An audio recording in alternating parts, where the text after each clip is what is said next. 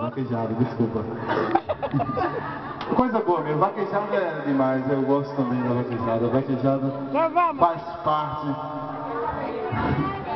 de Santana. Santana é a terra da vaquejada. Binha! Tira a foto aqui, Binha. Não tá começando ainda não. Foi buscar um boi de carro que estava na prisão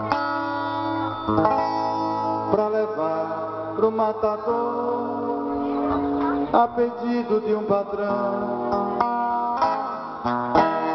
Quando eu joguei o laço, o animal pra mim olhou. O que ele me falou foi de cortar o coração. Quando eu joguei o laço, o animal pra mim olhou. O que ele me falou foi de cortar o coração.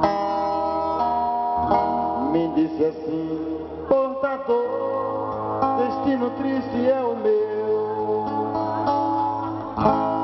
Eu não sei por qual motivo o meu patrão me vendeu.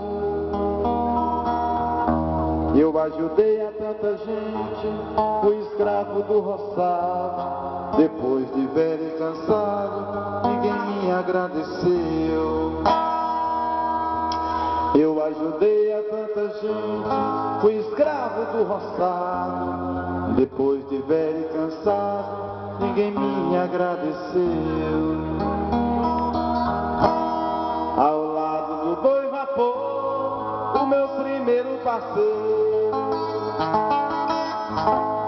só puxava o carro cheio, obedecendo o carreiro. Na passagem do riacho, me ajoelhava no barro, ou desatolava o carro, ou quebrava o tanoeiro. Na passagem do riacho, me ajoelhava no barro, ou desatolava o carro, ou quebrava o tanoeiro. Quem trabalhava comigo batia por desaforo,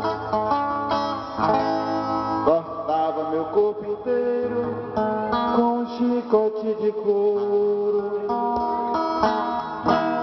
Ao invés de me libertar para morrer no cercado, meu sangue vai ser jorrado nas tábuas de um matador. Ao invés de me libertar para morrer no cercado, meu sangue vai ser jorrado nas tábuas de um matador. Quem trabalhava comigo batia por desaforo, cortava meu corpo inteiro com um chicote de couro. Ao invés de me libertar para morrer no cercado, meu sangue vai ser jorrado nas tábuas de um matadouro. Ao invés de me libertar para morrer no cercado, meu sangue vai ser jorrado nas tábuas de um matador. Todo mundo assim, ó, vai, agora.